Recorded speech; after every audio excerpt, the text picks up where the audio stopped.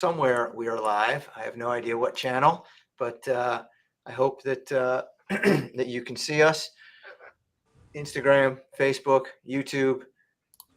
We're giving it our best shot. So I am very lucky to be here with these two ladies today. My name is Warren Flax. I'm the CEO of Silver Brush Limited. Directly above me is my mother, Dee Silver, the founder of the company. And above her is Dar James, one of our excellent Silver Brush educators. And what we're going to do today is we're going to talk about silver silk. Specifically, Dar is going to give us a demonstration, show us her expertise, and show these brushes in action. And we're going to talk a little bit about the brushes first. Thank you all for joining us. I know that this is a great commitment of your time, and you guys are all so generous with your time. We see you once or twice a month, and we appreciate that. So thank you. And we're excited about a lot of things going on here at Silver Brush. We have some new products coming out this summer that we're going to be talking about in another month or two. Very excited to show you those. Not all of them are brushes, in fact. So some of them are things you all have been asking us for many months. We're going to have to. So I'm going to, first of all, Mom, why don't you go ahead and talk about the silver silk? And as everyone knows, typically we go about 45 minutes. We're going to give away some brushes. Dar's going to show you all what she uses and what she loves. And then we're going to give away some sets with the silver silk in them a little bit later on. So look for that. So Mom, why don't you tell everyone a little bit about Silver Silk 88, why you designed this brush. There's a lot of brushes out there. Why did you come up with this line? Well, first of all, good afternoon, everyone. Good afternoon from the East Coast of the U.S. Welcome to Silver Brush. We're delighted that you're here, and we love talking with you. And if nothing else, I hope you learned something about artist brushes today. I'm going to talk about Silver Silk, and this is one of our latest synthetic series that we've come out with. It's a very exciting series, although it did take me a couple of years actually to design this brush because I wanted something very different from the typical synthetic brushes that are out there. Synthetic brushes have changed over the years and they've become a much higher quality, at least at Silver Brush. We're able to give a synthetic brush a nice chisel tip. We give it a nice interlock feeling so it always goes back into its original shape. And the tip goes always back to its original tip, which means it's going to give you that nice edge that you want. It's going to give you that nice mark that you want. But what makes Silver Silk different? First of all, it comes in long and short handle, both long and short. Here I've got the long and the short. I hope you can see that. I'll put it over here so you can see it a little better. We have it in cat's tongues, and we have it in the short handle comes in, what do you say, Warren, 15 different shapes? Maybe 16. 16 different shapes. The long handle comes in many shapes as well. So it's a very versatile brush line. It's got a lot to offer. And here's the major difference between this brush and all the other synthetic brushes that are out there. I hope you can see my little chart that I did here. So the typical, when synthetic brushes were first created, and unfortunately there's still several of them on the market today, it's an extruded plastic. We know that it's an extruded plastic. So what makes a brush difficult to use is when all of the filament is exactly the same thickness. When it's the same thickness, you don't get any kind of grip or holding capacity. They have no flexibility on that brush. So what happens there is that when you put it down on the surface, the moisture is just going to flow right out of the hair.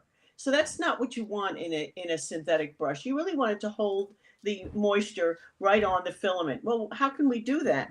We do that by making each of the filaments a different size diameter. So when we put in our description of these synthetic brushes, sometimes you'll see I'll have 8 or 9 or 10 or 11 different size diameters. That's what this means. It means the synthetic filaments are different thicknesses. And what does that give you? That gives you that wonderful friction that holds the color right on the filament itself. And you don't have puddling. When you put it down on the surface, you don't have puddling. Well, how could I improve it from there? Well, that's what we're talking about with Silver Silk. So let's see if I can get this right up close. And maybe you can see that. You see that over there? So that's a typical natural hair. You have follicles all around the outside of that. So what I was able to do is put gradients all around each of the silver silk filaments, and that makes it even a better hold, gives it a better holding capacity. So we've got the different diameters in the filament, and we've got the gradients all around it. So you've got a double filament that is really holding the color. This almost feels like natural hair.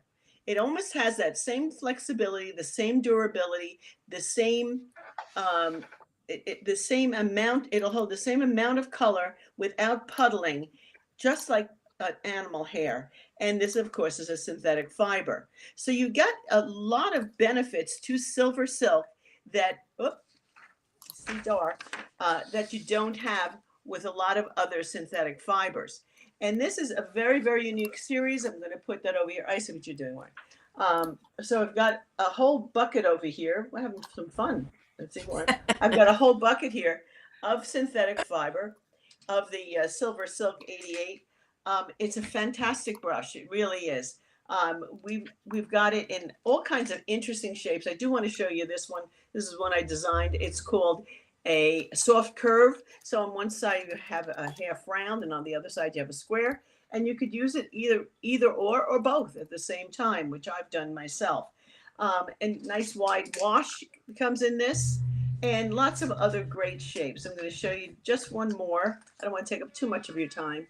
But this is the cat's tongue in the short handle. We also have it in the long handle. And these are the kinds of things that you want to look for in a variety of different brush series. This is a brush series that is very, very unique. It will hold its color.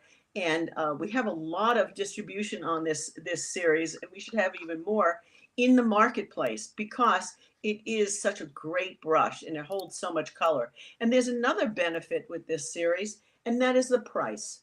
We were able to really control the pricing on this so that it's not going to cost you an arm and a leg. It really is not. I believe it's on our Amazon channel. I believe it's on Jerry's. I believe it's on Dick Blick. I know we're getting into more and more retailers throughout the United States and around the world. And it is something I'd like you to look for. Dar is going to talk to you about it as a true artist. And that's better than me just talking about the functionality of it. But it is going to be an extremely long-lasting, high-quality brush. So if you're spending $5 on an inexpensive brush that's probably going to last you one painting, spend $7 on a silver silk and have it many, many, many years.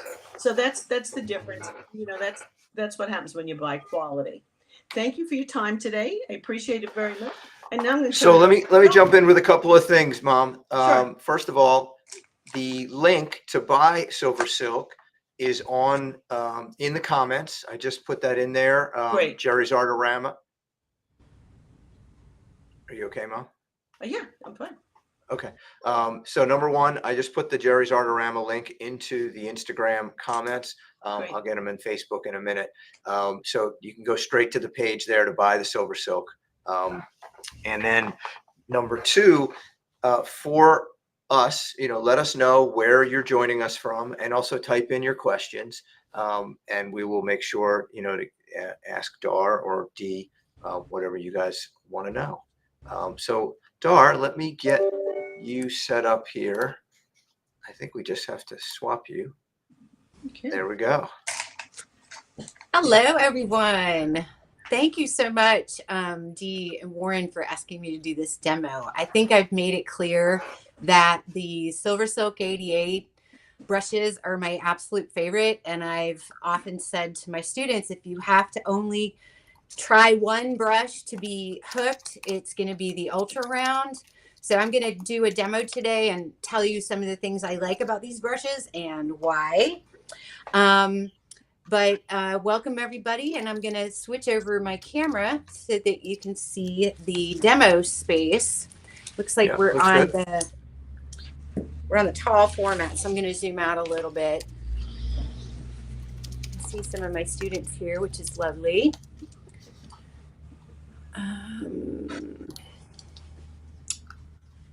Zoom here.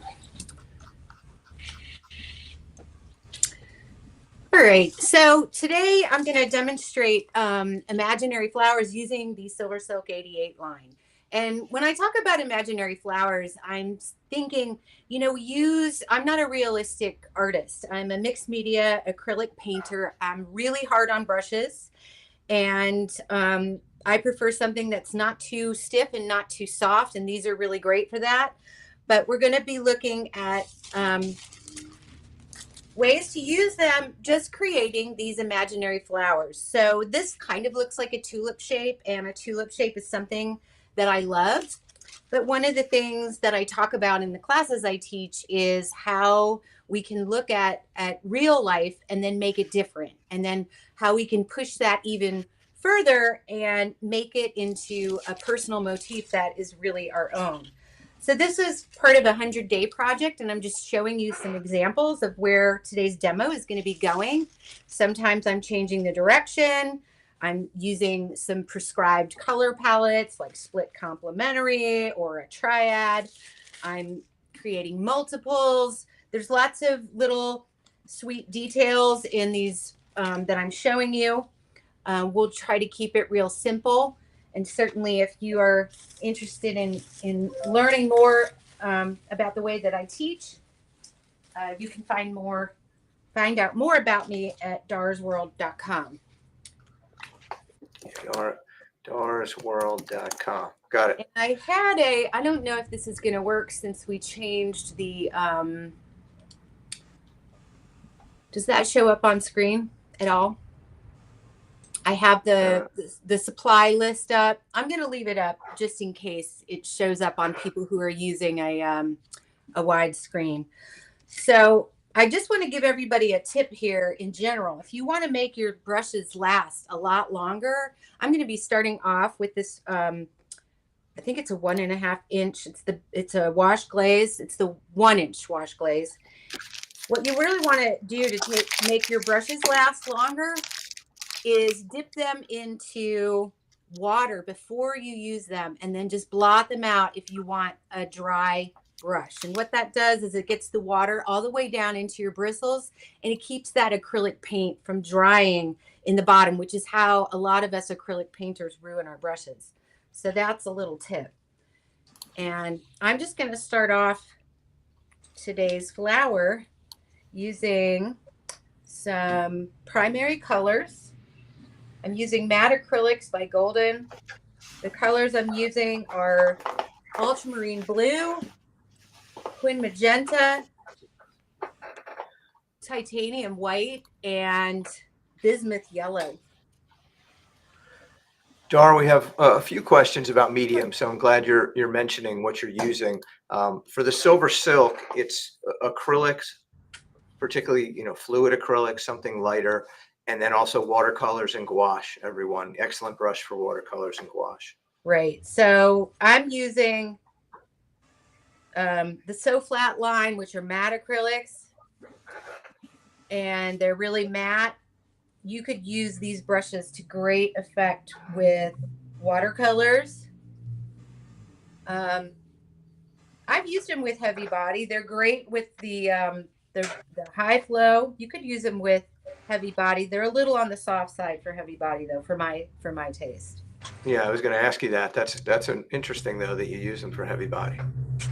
I don't use a lot of heavy body, but what I would use these for with heavy body is a dry brush effect. Now, I'm really hard on my brushes, and I do have some brushes that I've kind of mistreated, but a little bit on purpose. I know that sounds weird, but sometimes if you damage the tip of a brush, you're going to get a really nice effect, and then you can use that for dry brush techniques with heavy body. I know that sounds a little crazy. So now I'm going to use the Ultra Round, and this is a number 10. And the Ultra Round, again, would be the brush that I would recommend if you were going to only start with one, for being super versatile. So I can get this really nice fat stroke, but I can also go in here with the tip and get a really thin line if that's what I want. And you can do a lot of really great effects by just altering the pressure that you put on it. So if I go back in, I can get this beautiful sort of tip at the top, wide as I press, and I can really change the whole way that the stroke looks just by doing that. I'm trying to take some of this glare off there for you guys. That's better, right? Yeah, looks good. So then I wanted to talk about the angled brush. The angled brush is what I call my sort of get in the corners kind of brush. And this is a 3/8 of an inch. So it's really good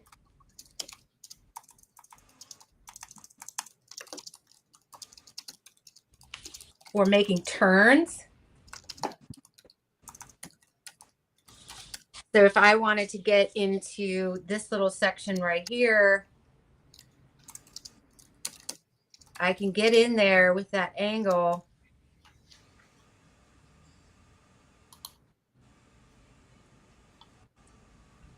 and have really nice control.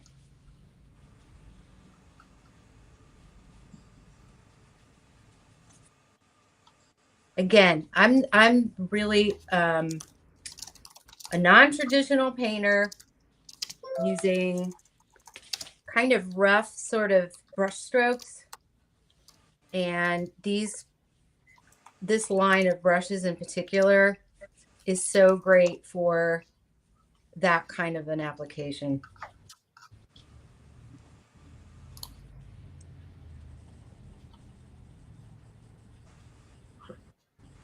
Is that the back of the brush? That's the back of the brush. So I'm adding like a little sgraffito. Just a side note, these So Flat, they're a fluid viscosity, and you couldn't do this kind of thing with a regular fluid, but you can with the mats.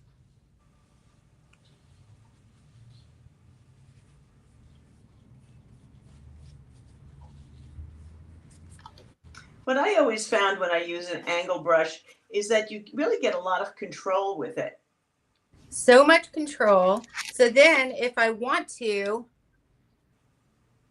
I'm using it kind of like a flat, but I can go in and I can use it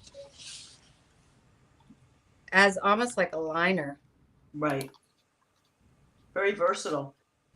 So an angled brush, I mean, really the brushes that I chose for today's demo, I would consider to be like a starter set of the Silver Silk, really.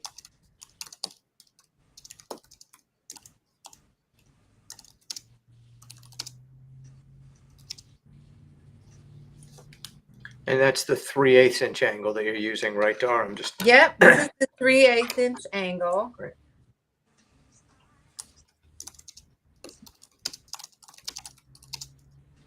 Do you ever use it for double loading? I don't know if I know what that means. So you put one color on one side. Oh yeah. That, you know what? I do that a lot with the wash glaze. Oh, that makes sense. I can show that. Good. They always called it double loading in decorative art. I don't know what I would even call that, but yeah, that makes good sense, doesn't it? That's what they call it, yeah.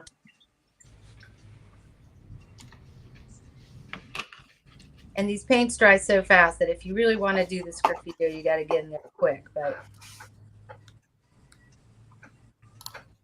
so there, that's the angled brush. The angled brush is so versatile. I could probably just keep using it for this whole demonstration.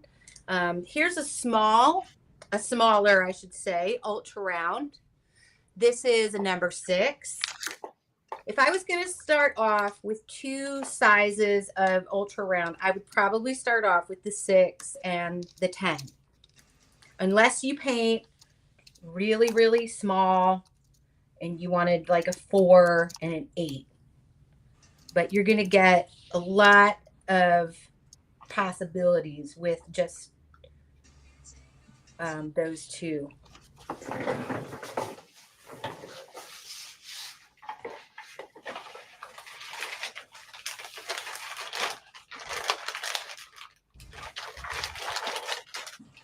So again, the beauty of this brush, and this paint is a little bit on the thick side.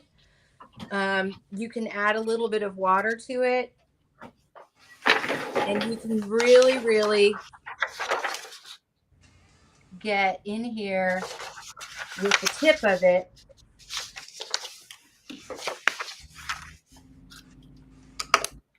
and create very, very small line work just with the tip of this brush, at the same time that you can make a much wider,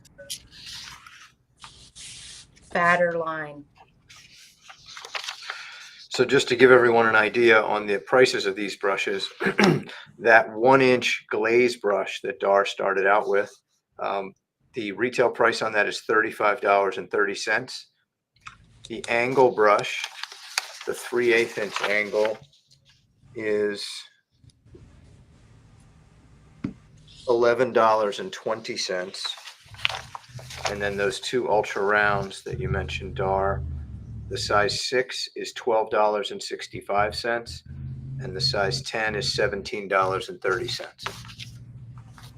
It's a good value for brushes. And I will say this, they really take a beating so well. And Dee, you can probably talk about this better than I can, but right before I got everything out this morning, I put all my brushes in boiling water so that they would be nice and perky for today's demo. But quickly, right? We didn't leave it in there for a long time. No, I did it really quickly, and then I put them in the agar so they would look brand new, and they felt brand new. Right. Oh, good. That's wonderful. Somebody who actually listens. That's great. A+ student. How about that, Mom? Yeah. Well, I also want to show you guys, this is a really fun, so there's a couple of things I want to show you when you're choosing your brushes, right? So let's go back to this angled brush for a minute. People say in my classes say, well, what kind of brush should I get for what application? And I say the brush you should get is the one that works for you. If you're a non-realistic kind of painter like I am, then get a few shapes and a few sizes and see what they do. So here's an angled brush, and I'm not using it as a brush at all. I'm using it as a stamp. But you're not going to get this brush shape. You're not going to get this mark, I should say, from that ultra round, right? So if you like to experiment with what things will do, one of the ways that you can do that is with your brushes. So take the same angled brush, and now if I go down here to the bottom, you know, I made all of those little squiggly marks. That's a mark that I like to make. But I can go down here with the same brush, and I can make that same mark, and it's very subtle. I can do it with something darker to make it show up here. But because it's an angled brush, do you see all the different, almost like a ribbon effect that I'm getting down there? Absolutely. Okay, so when you think about your artistic style, brushes play into that in the same unique way as how you express yourself, right? So I can use the same brush to make this ribbon shape, and if it were bigger or smaller, it would make a bigger or smaller shape. Or I can do that same mark using the tip, get it a little thinner. I can do those stampy things up here with it on its front, on its end, and I can even play around with pressing it harder, and I get yet a different mark. And for anyone who's familiar with my work, I'm all about keep adding and keep adding more details. That's like my thing. And brushes play a big part in this, especially in different shapes. All right, I wanted to show you. That looks like a lot of fun, Dar. It really does. You made it look so easy. Oh, well, I like doing demonstrations. Just ask my students. So I'm going to go over this because I'm not fussy, and I want to create another space to show you another really fun brush that's in this line. And that is, and now do you see what I'm doing down here too is I'm barely putting any paint, and I really sort of want what was there to kind of still show through a little bit. So layering is something that you can do while you're experimenting with your brushes, and you can learn a lot in the process. But there's another really fun brush, and it has a cute name. It's called the Deerfoot. And this is a 1/4-inch Deerfoot. It's because, look at it, it looks like a little Deerfoot. And I'm sure that there are some sort of traditional landscape painters out there who have ways that they like to use it, and probably when you were a decorative painter, you probably had your favorite ways of using it. But I love it to make a dot shape. I mean, it's just great for creating patterns, and depending on how much paint you load onto it, you'll get a different mark. There, I've got more paint. I can press it hard or press it soft. And so there's all kinds of ways that you can play with your brushes. And there's more shapes than this. I mean, there's the cat's tongue, there's the triangle. I don't have all of them here for this demo, but once you get into using these brushes, you're going to really find a lot of versatile uses for it. And again, the way that they take a beating for me and the kind of artwork that I do makes me really happy, because everybody likes a brand new brush, and that agar trick is really good. So here's again the ultra round, and look, this is a number 6. Look how much paint keeps coming out of it. So one of the things I tell my students is it spends paint very efficiently. I'm going and going and going, and it's still coming out. That same dollop of paint is still going. I could go over here. So it's spending it really nice. And I've even still got some left in the belly of that brush. What was the shape of that again? This is the ultra round. Ultra round. If I had to live with one paintbrush for the rest of my life, it would be this one. It would be hard to pick just one, but it would have to be this one. Because you can also get in here with the side of it and use it like this. So the ultra round, if you want to try this paint line, is a really good place to start, because you're going to be able to do a lot of things with it.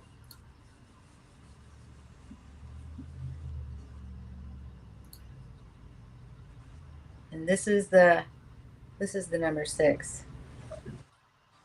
We also had a request for the Ultra Mini Dar, so if you have a chance to pull that out at some point. Oh, the Ultra Mini. Okay. So there's a set of little paints called the Ultra Minis, and they're really, really cute, and they have a really nice kind of chunky handle. And if you want to get into like super detailed work, so if I get in here,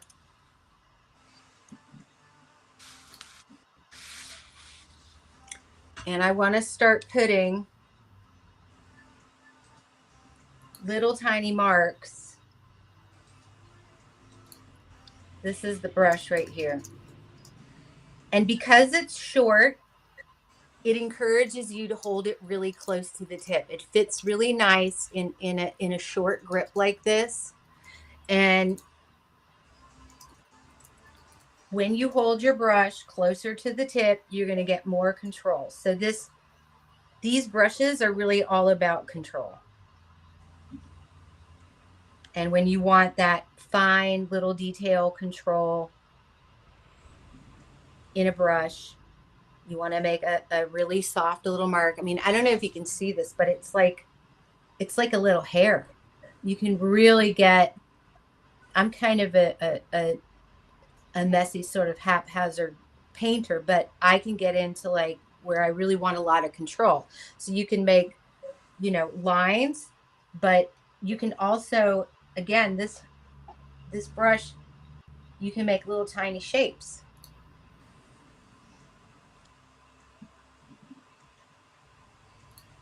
And it holds an unusual amount of paint as well.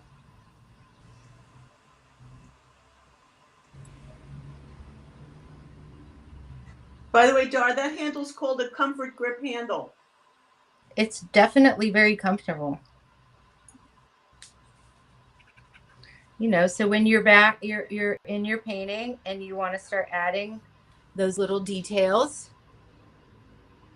and you want a really nice set of detail oriented brushes. And I know it comes in a tiny little angle. So if you want a lot of control in a tiny little angle brush, you can get it in these ultra minis. This would probably be the brush that I would use last in a painting when I wanted to put little details in. I will say also that it's great if you want to load it. You can make little tiny dots with it.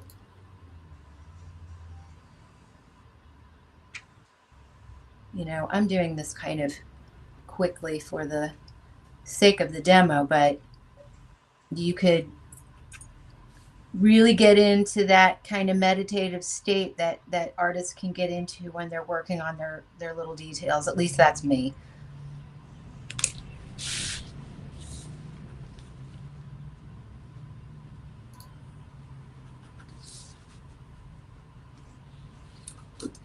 Oop. I just took my camera right out of its stand. Let's move up a little bit. Anybody have any questions? So there's lots of comments about your beautiful work, and Oh, thank you. People amazed as I am at how quickly you managed to create a work of art out of nothing. So, this isn't your first time doing this. Questions about cleaning the brushes, of course, which we discussed with the boiling water technique. I'm boiling the pot next to me here, so maybe we'll dip a brush or two in there if we have some time later on. This is the chisel blender. Okay. I think I had that on my list. I really like You this. did. Size 4. Yeah, and another thing that this is really great for is for collage. So I thought I would just add a quick little bit of collage on here to show you what I mean.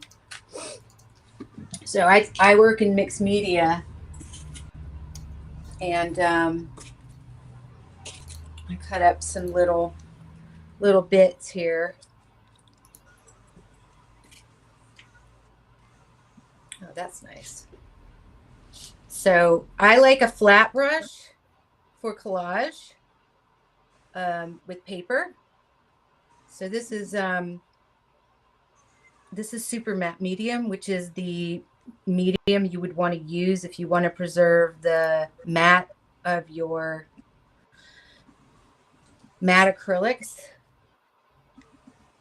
And having a little flat brush like this, it's short. The bristles are really short. This is not all the way dry, so I'm getting a little bit of color in the medium, but we're doing it quickly. It's short, which is perfect for applying mediums when you're adhering papers like that. I also use it as a flat brush. Again, like any of the things that I showed you here, you can do with any shaped brush. So, you know, you can go back in with something like this and create a stamp out of it too. And just see what that does.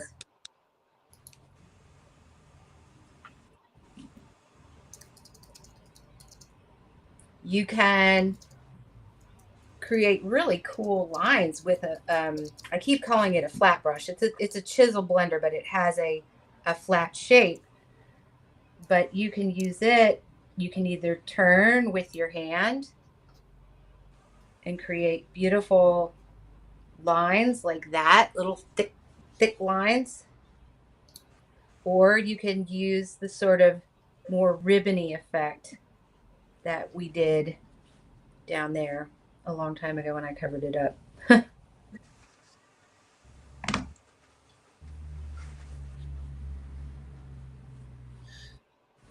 So Praveen is asking, is a chisel and an angle the same? No, they're different shapes. No, I'll put them up.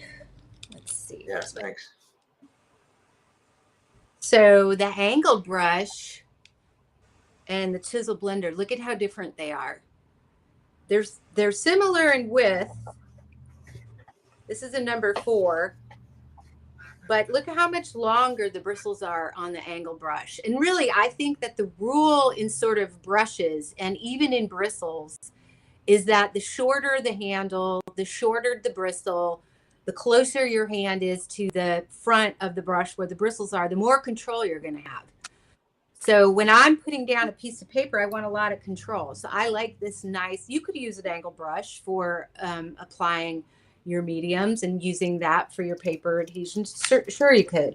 But if you're going to have an arsenal of brushes that you fall in love with for different things, you're going to find that you want something specific for that application. And you know, there's what is manufacturer's recommendation, but there's always artist prerogative. And that is something that you will discover as you experiment with things. And I would just say this to all of you out there who are asking questions about, well, is this better or that better? One of the reasons that somebody who makes art calls their art an art practice is because practice is what you're doing when you are playing with your materials. So a lot of us are like, well, you know, I don't want to use my good brushes. I don't want to use my good paper until I'm good enough. And I say the only way that you're going to get good at something is to practice with the thing. So use your good brushes and use your good paints and your good paper and see what they're capable of. And that is when you're going to start developing your own ways to use them yourself. And that's going to become part of your style. Your style is every way that you use a brush, just as much as everything that you paint. The way that you hold it. I think there's, you know, a lot of people out there saying, well, if you want to paint this way, you got to use these things. And I'm a big fan of like, see what it does. And then ask yourself, what do I like about this?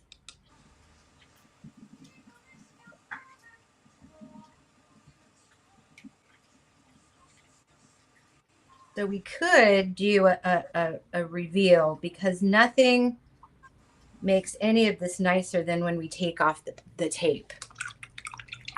You know, I can go on with this for a long time, and I'll just plug my class that's coming up here, because if you like this style of learning, my creative summer camp, and I'm hoping that this shows up. I don't know if it will. Maybe it will on the wide screen. Well, I have your link. I'm going to put it into the chat box. Okay.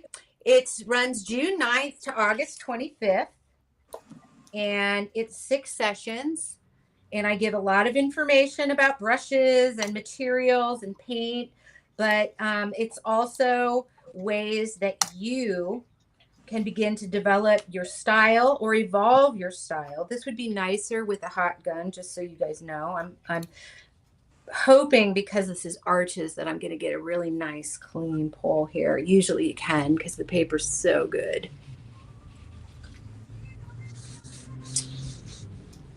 Nothing is more satisfying than taking the tape off.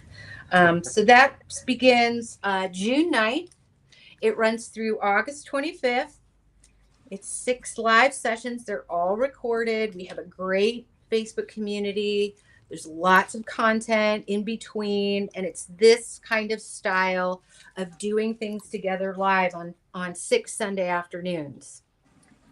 So you just get a picture, whether you like it or not, of what's going on in my head. And I think out loud, and we play together. And I give you lots of nerdy information about the materials that I'm using.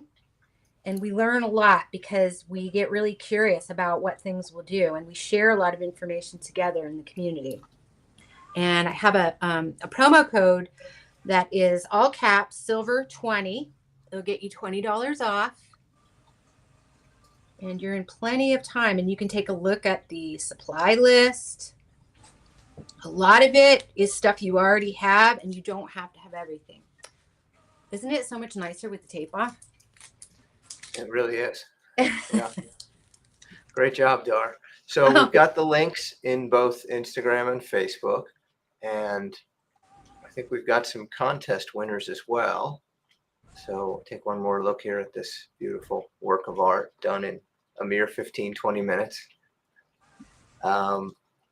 Let me swap us back here. There we go. And I will come up here. So just a reminder for those of you asking about cleaning brushes, this is our boiling hot water. So just remember, when you have something that's misshapen, so for example, like this guy, if you've got a dagger that gets fluffy, that's perfectly normal. Never cut the hair. This is fine. They're going to get, all over the place when they dry. Don't worry about that. If you just dip it into some boiling water, and I know this is a rolling boil, but just dip it in. Give it just a second. And it's going to come right to that shape that you're used to. Okay. So and of course, if it's got hardened paint in it, you're going to need to dip it maybe more than once or twice, and you can just work it out. But the idea is just dip it into boiling water. Just what are we not doing, Mom? We're not making soup, right? We're not stirring soup, right? And you want to lay them flat, and then just let them dry, and they get really nice. Always lay them flat. Very nice, Dar. Well said. So as far as our set, so we've got all the brushes that Dar used today. We have the glaze brush, we have the angle brush, we have the chisel blender, 2 of the ultra rounds, the Deerfoot stippler, and the ultra mini, the pointed round. Thank you, Dar, for all of those explanations. We're going to give 2 sets out today, and our winners are RT Facts in India and Flower Leaf Studio Fine Art in Virginia. So congratulations to each of you. Please DM us back. Congratulations. And we'll get your mailing address and we'll get those shipped out to you. Thanks, everyone, for joining us. This was great. We'll be back in 2 weeks discussing, I believe it's going to be Black Velvet. We'll have another interesting demonstration, different styles, different artists, different media. So we want to give you all a lot of different variety. Big round of applause for Dar James. That was really well done. Thank you so much, Dar. That was great. Thank you to you for donating your time. And actually, you know what? I think your graphic did show up here. I think it did. A little bit oh, on look the at side. it. Do you see this? I have ultramarine right on my lip. There you go. That's how you know she's a true artist, right? That's she's really. I didn't even have to fake that. It looked Can't lovely. fake that, right? It looked lovely. Great stuff, Dar. Thanks so much. Very Thank Thanks, you, guys. everybody. We'll see you at the same time in 2 weeks. Bye-bye.